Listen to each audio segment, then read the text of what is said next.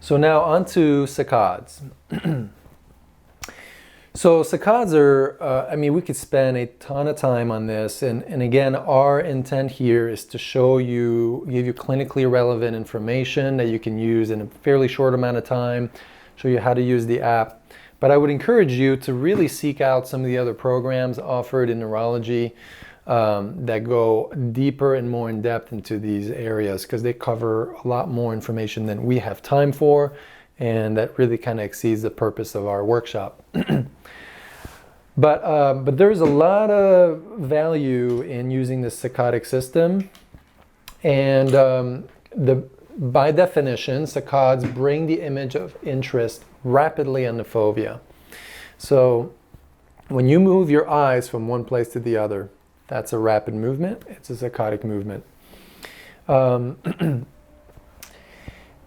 When you, if we just look at these images here, when you do or perform saccades on a horizontal to the right, you're engaging the left frontal lobe, okay? That is why when you do an optokinetic to the, let's stick to the same side here. Let's go to the left. Okay, so my left, if I do an optokinetic to my left, so it would be like this normally, okay? So if I go to my left, I pursuit to the left, that's left parietal, and I saccade to the right, that's left frontal, okay? So same here, we're saccading to the left, and we're activating the left frontal lobe. We're activating the right pons, and we're activating the right cerebellum. Now, when we go to the left, it's the exact opposite. Makes sense. If we go on the vertical, so if we go upward, you're going to activate both frontal lobe, the midbrain, and both cerebellum. Okay? And same thing downwards. All right, so it's good to kind of be aware of that, because you can use that clinically. If you just want to activate both frontal lobes, you might want to do something vertical. If you want to activate one side or the other, you do more of the horizontal or diagonal. So when I say saccade to the right, whether you saccade up and to the right, down and to the right, or you saccade horizontally to the right, doesn't matter, they're all left brain. Now, the angulation can be important, because if you're going at an angle that recruits, you know, the cerebellum a little bit more, you might want to recruit the cerebellum that is hardwired to that left frontal lobe. So that would be the right cerebellum. And in that case, you might want to go up and to the right, okay? Just a little tidbit here that could be clinically irrelevant. But if you want to activate the other cerebellum, then you can go down. You're still going to activate that right cerebellum. It's just going to be a little bit of a preference based on the direction of movement with the left cerebellum. So really it would be both. So we can use saccades to stimulate the frontal lobe, because we find that with lesions of the frontal lobe, the saccadic mechanism is impaired. But volitional saccades also activate the dorsolateral prefrontal cortex. We refer to that as a kind of our executive region in that frontal area. And so that's really important, because you will come across many patients who think that everything's fine, but that executive section is just not working that well. And so when the dorsolateral prefrontal cortex doesn't work efficiently, there's many exercises that we have in here that can benefit that area. So one, for example, anti-saccades will be beneficial. It's another type of saccades. We'll cover it in a little bit. Memory saccades would be very beneficial as well. And we have some other features too that can activate that. So if you just wanted to condition, you know, your patient's dorsolateral prefrontal cortex because they have some executive capabilities that are not working too well, maybe their short-term memory is not working so well, you want to really draw blood flow and activation in that area. And that can make a really big difference for them. Saccades do that at a probably most basic level. Now, when you look at saccades, you want to consider the accuracy of the saccade, the velocity of the saccade, and the latency. So the accuracy is how good are we at hitting the target? Do we go past the target and come back, or do we stop before the target and then catch up to it? So that's hypometria. Hyper is pass and then come back. And then sometimes they're just dysmetric, and it's not necessarily more one or the other, but it's both. Maybe sometimes it's past it, before it, and it just kind of mixes between the two. With a hypometric saccade, you want to use small saccades, okay? Small saccades towards the center in general. Now, you could do saccades eccentrically and still be beneficial, but in general, towards the center is even more beneficial, okay? So if I if I undershoot to the right, okay? If I do a longer saccade and I undershoot, what it'll look like at bedside is you look at the patient's eyes and they go from here to here, but you don't just see one movement, you see another movement at the end. It goes like this, boom, boom. Just a little quick movement. You'll see those really well on the right eye system. And there's other, I use right eye, that's why I keep mentioning it, but there's, you may use another, like a VOG or something like that, and you can see that there as well. But at bedside, you'll see just a secondary movement in there. You need to shorten the saccade if that's the case. You want to make them short, and especially if they go towards the center, they tend to be much more accurate. The eccentric saccades are more likely to be hypometric. So what that would look like here, we'll use this saccade feature here, go to settings, and let's just say I was hypometric to the right. Then what I can do is we're going to start it on the left, and you see these numbers here. That -4 means all the way at the end. -3 is just a little bit off the end. -2 is a little bit closer to the center. -1. So we have 4 different locations where we can start it. So let's start it. Let's make it smaller. Okay, so we'll do a -1. Okay, we'll make it real small. And let's make it pause for a second before it starts, and then pause for a second when at the end of the saccade. To make the saccade more efficient, I can also add an audible cue. And if you're wearing headphones that are plugged into the iPad, there's a stereo feature in place so that if you're saccading to the right, you're going to hear the sound on the right, which is slightly stronger preference to the left brain. I think it's bilateral, but there's a little bit of a preference there, so it could be beneficial. And so we're going to use, let's say, a bell sound. Okay. And the end position here, I'm going to make it 0, because 0 is right in the center of the screen. All right, so saccades towards the center are going to be more beneficial, more accurate for hypermetric. And then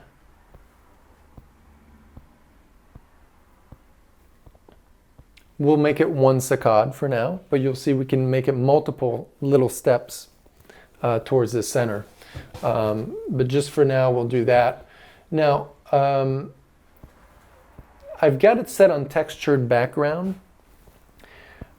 You eventually want to use textured for most of your cases, and the reason why is because it's more realistic. There's some dimension to the background. That's how real life is. There's a lot of details, a lot of depth, and so we have the textured feature here in there. And that's what it would look like. You would saccade towards the center with that audible cue. Again, that audible cue really improves the efficiency of the saccade. It can improve the speed of the saccade as well. So they're faster with that audible component. All right. Now, let's just say that I wanted to stretch that out a little bit more. We'll do that initial, initial start position. Let's make that a -3. And then I'm going to change quantity of saccades within that range. I'm going to make it 3. Okay, so we're going to make 3 small ones. We know small ones are better. Now over time you're going to want to stretch them. You're going to want to make those saccades bigger and bigger and bigger so that you can make a longer one accurately. Okay, and so here we go. We'll have multiple saccades working their way towards the center. And you can maybe over time start working your way out of the center and transitioning to a +1. So now we're going past the center just a little bit.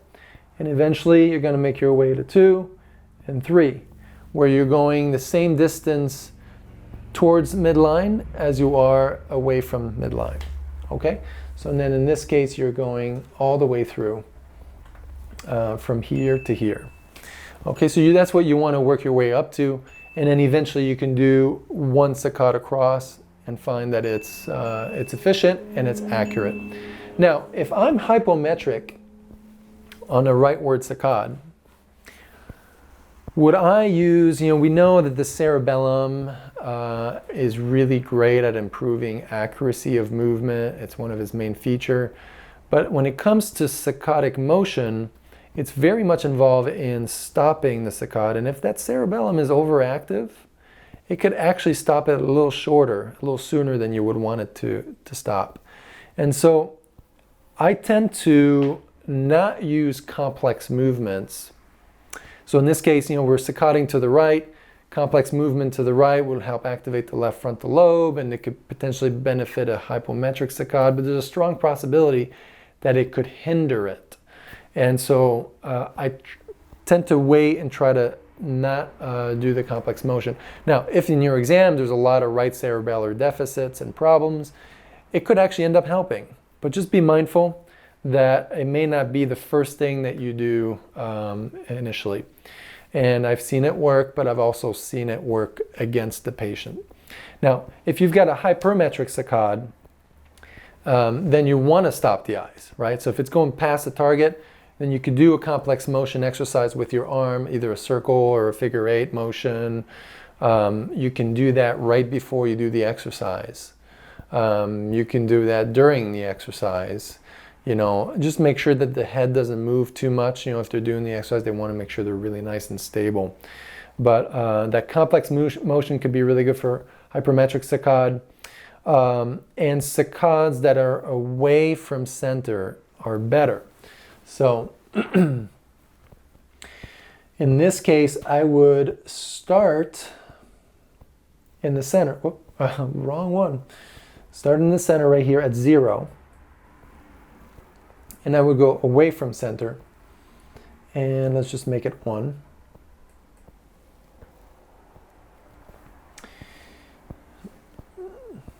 And now we have 1 saccade away from center. Okay? These are generally better for your hypermetric saccades, away from center. You can also do a time 0 strategy, where you could do either a pursuit or a saccade with your head and your eyes together. So it would go like this. Close your eyes, back to center, and again. Close your eyes, back to center, and again. Close your eyes, back to center.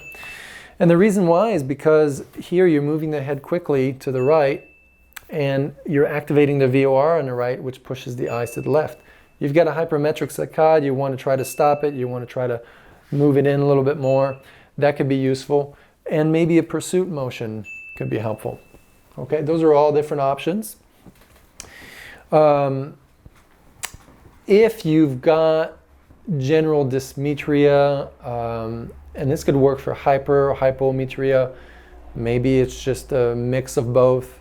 I really like the metronome feature that we've got in here, because here again you're engaging the cerebellum. That's what's allowing you to have better accuracy.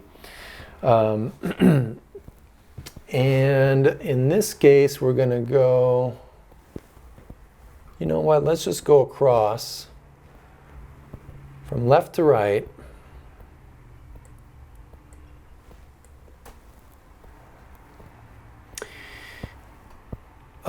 if you want to use metronome and you touch it and it doesn't work, it's probably because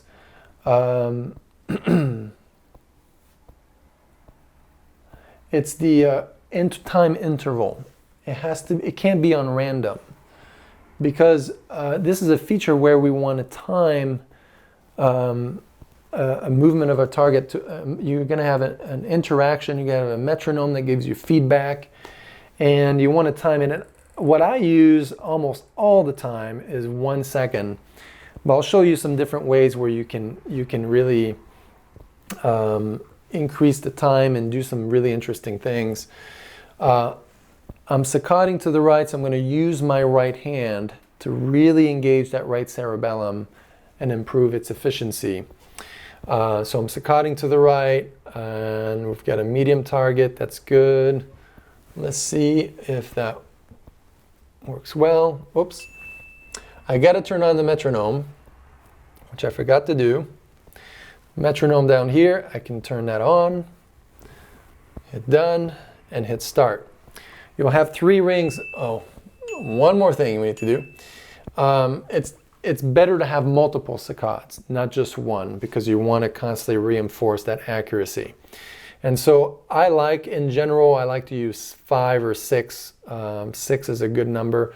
So you want to go to target type, quantity of saccades right here. You want to make that we'll make it a 6. Or let's just say 5 for demonstration purposes. I think that'll be fine.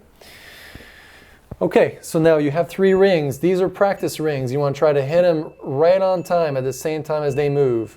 And if you hit it on time, it'll light up green. If you're late, it'll light up in red. If you're early, it'll be yellow. I missed the early. 1 second. See, yellow if I hit it too soon. It'll be black if I don't touch it at all. Okay? So you want to try to really match that timing. Now, the first ones, they don't count towards your score. Those are just to get you in rhythm. Okay? You always have to hit this one 3 times.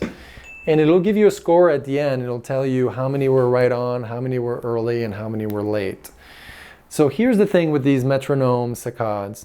They're amazing. They're a great cerebellum exercise. Really great, especially if you put them on a diagonal. They're no good for improving the velocity of your saccades. They slow them down, if anything. But because you have a manual task where you're touching with your finger, the saccade accuracy is calibrating itself to your hand, to your finger. So where you touch, you're using that whole motor sensory system to recalibrate the accuracy of the saccade. And then there's a certain timing aspect too, where you have to match the right timing. So it's a really awesome exercise for that reason, to improve accuracy, not velocity. So if your saccades are too slow and you want to speed them up, that is not the best exercise to pick. But it's really great for building up those executive regions as well in the brain, that dorsolateral prefrontal cortex. It's really great, a really good exercise to do. The velocity of a saccade ideally is right around 500 degrees per second. That's a really good, healthy. If you use a saccadometer and you see those 500s, you can test those in the right eye system too. 500 is really good speed. Sometimes if it's really high above that, that's too fast, and you want to slow it down. And a good way to slow them down is to use a gap system, so a gap feature. So if I were to turn off this metronome, and I want a stimulus here that is overlap. I'm sorry, I said gap. You don't want to use gap.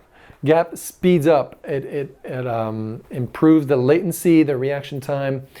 If you want to slow them down, if you want to slow down the initiation, if you find that the saccades, like in ADHD, they initiate too quickly, they anticipate too much, and you want to inhibit that anticipation. I'm sorry, I kind of mixed that up with velocity. If you want to slow down that initiation, I use this really almost strictly with cases of ADHD, then you want to use overlap. Correct myself here, you want to use overlap. And what that looks like is when you saccade to the next target, even for a short duration, the previous target remains. Okay, it's a little bit harder to break that fixation, and so it slows down that initiation. Okay, if they're anticipating a lot too, it's really good to use a random feature. You could see that if you're doing saccades with them at bedside and they're starting before you even bring your thumb up, or before, if they're using the iPad, they're moving before the target moves. You can use the random feature here, and that takes out that anticipation. Random's all the way down, random right here. So it'll rotate through different timing at random. You never know how quickly it'll move. That's a great feature to add. I use that a lot therapeutically, unless you want to help speed them up, or you want to help with it. If they can predict when it's going to go, then their initial movement will be quicker, will be faster. So that can help if they can use anticipation on their side. Now with velocity, if you want to speed up a saccade, then you want to use the audible cue. The image brightness, the color of the image, something that they're interested in, they're going to saccade quicker to. So you can use those. Metronome, memory saccades, anti-saccades, they all slow down the speed. So if you're seeing speeds that are really high, then you want to use anti-saccades. We'll go over that in a minute. Metronome saccades are good for that too. So we just did that one. And memory saccades can be good as well. So all that information is in your packet. I think we've covered everything we need to cover in saccades. So let's move on to the next one.